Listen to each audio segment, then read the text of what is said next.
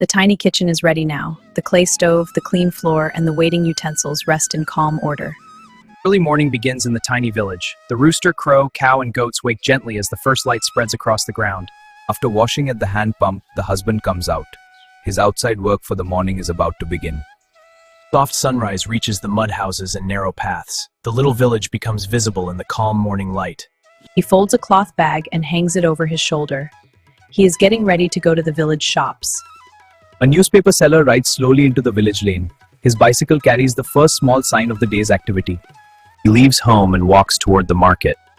The narrow lane carries him deeper into the village. The milkman begins his morning round.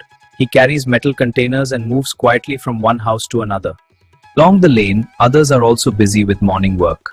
He walks through the shared rhythm of village life. A young bride comes out from the courtyard holding a brass pot. Her morning work begins quietly and without hurry.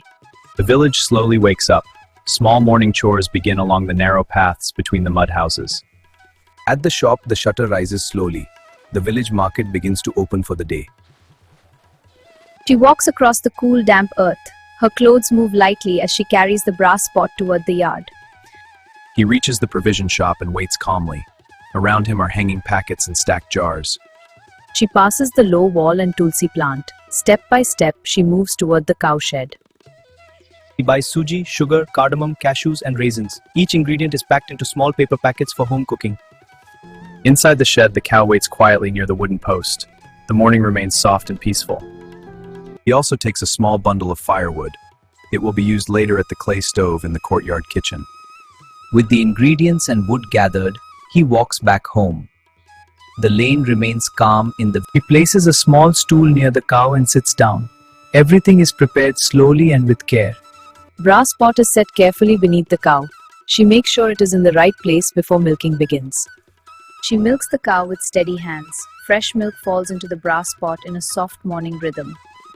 Around the yard, the goats move quietly and the crow watches from the roof. The village morning continues in small natural sounds and movements. Fresh milk is carried back from the shed. She walks carefully so the pot stays steady in her hands. She strains the fresh milk into a small metal vessel. The kitchen work begins with slow, careful preparation. The milk is placed near the clay stove. It is set aside neatly for the cooking that will follow. She begins sweeping the courtyard.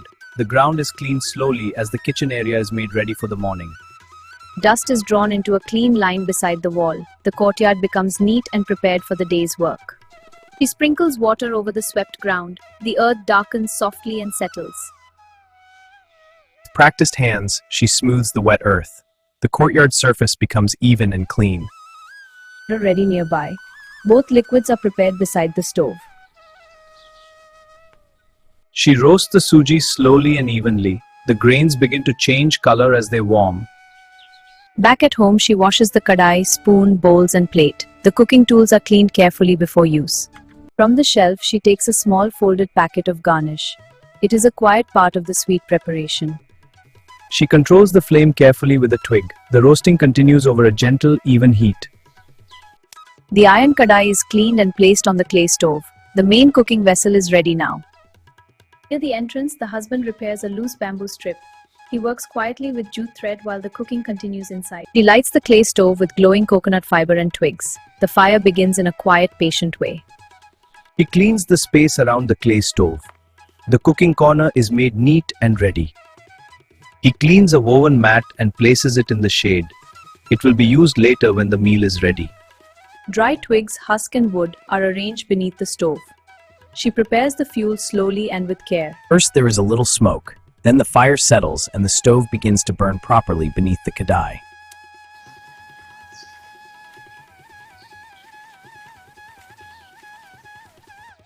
A spoon of ghee goes into the warm kadai. The sweet cooking begins with this first simple step. The husband returns home and places the shopping bag near the kitchen. The outside errand is complete. He arranges the firewood neatly along the courtyard wall. The house is prepared for the coming cooking work. She heats the milk and water until steam rises. The next step of the halwa is now ready. The ghee softens and spreads in the pan. The kadai is now ready for the first ingredients. She adds the cashews first. They are fried lightly in the warm ghee. At the hand pump, he collects water for the house. It is another quiet task of the morning routine. She pours the hot milk water mixture into the roasted suji. The halwa begins to come together in the pan. Then she adds the raisins. They warm gently beside the cashews and begin to soften. She adds sugar, then cardamom powder, and then the fried cashews and raisins. The sweet, fragrant halwa thickens steadily. She sorts the ingredients into tiny bowls. Suji, sugar, cashews, and raisins are placed separately and neatly. The fried cashews and raisins are taken out and kept aside. They will return later to the halwa. When the halwa is ready, she lowers the flame and serves it into a brass bowl. A small garnish is placed on top to finish it neatly. Next, she cracks the cardamom pods. The seeds are separated carefully for fresh flavor.